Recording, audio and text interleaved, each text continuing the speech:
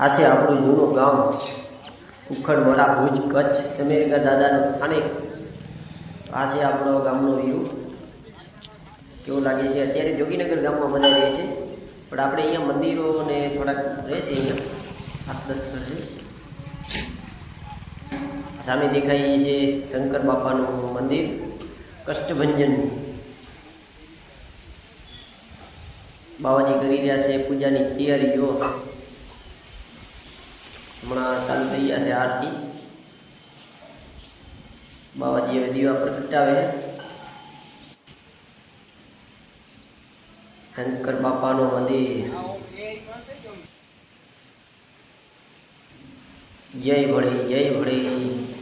તો બતાવીએ આપણે અહીંયા દાદાનું અખંડ ધૂણું જે પોતે પ્રગટાવીને ગયા છે. એ ધૂણું છે, કોઈક વર્ષો પહેલાંનું ધૂણું છે દાદાનું. અખંડ ધૂણું કહેવાય. આ છે સમેરગર દાદાનું મંદિર. દાદાના દર્શન કરીએ, આરતી લઈએ.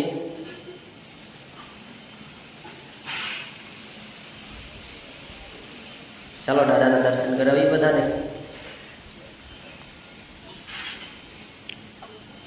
દાદાના અખંડ પ્રચાર છે ભાઈ.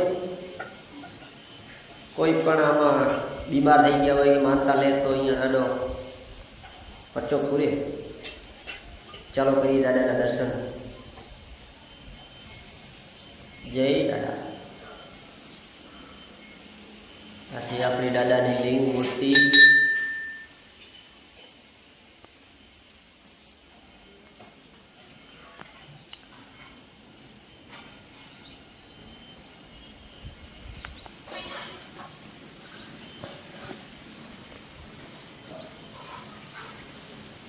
આજે આપણે એક વાત કરીએ સંત શ્રી સમેરગર દાદાની. અત્યારે પણ દાદા હાજરા હજુર છે.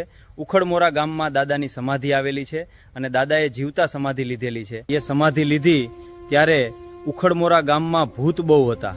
ત્યારે દાદાએ શીશામાં ભૂતને પૂરી અને ઉપર સમાધિ લીધી છે. દાદાના ગામ પર આશીર્વાદ છે. રોગ આવતા માનતા માની હતી, અત્યારે પણ જાગતી જ્યોત છે. ઉખડમોરા ગામની અંદર દાદા કહીને ગયા છે કે જે પણ કોઈ કાળો ઢોર રાખશે, કાળા ઢોરનું કાંઈ પણ વાળ વાંકો નહીં થાય. એ અત્યારે દાદાનું પરચો છે. ગામની ગાયોમાં ચંપી રોગ આવેલો હોય ત્યારે દાદાની પ્રસાદી આખા ગામે કરેલી. ત્યાંથી ચંપી રોગ ગાયોમાં બંધ થઈ ગયો અને દાદાએ આશીર્વાદ આપ્યા છે. જ્યારે ગિરનારી ગુરુની કૃપા થાય છે ત્યારે મનના તમામ વિકારો અને મેલ નાશ પામે છે, જેને માત્ર ગુરુ કૃપાથી જ સમજી શકાય છે. ગિરનારી ગુરુ મળ્યા મેલ, સમેરગર કહે સમજો આ અગમ અગાધ ખેલ. અત્યારે પણ કાંઈ મોલમાં રોગ આવ્યો હોય કે ગડર આવી હોય કે કાંઈ પણ રોગ આવ્યો હોય અને દાદાનું નારિયેલ માંડો એટલે સાચા દિલથી માનો તો નીકળી પણ જાય છે. યો ગિરનારી બાપુ પણ આવી ગયા છે, સામે દેખાય છે. આ છે આપણું જૂના ગામ રવિચીમાનું મંદિર. બાપુ સામા બેઠા છે, બેડી દમ લગાવે.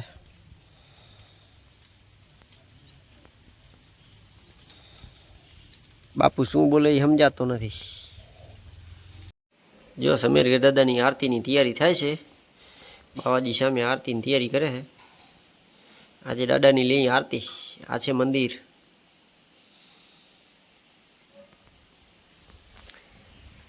આ છે શંકર બાપા.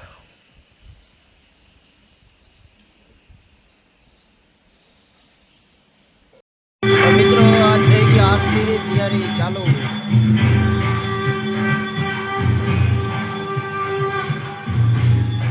લઈએ દાદાની આરતી.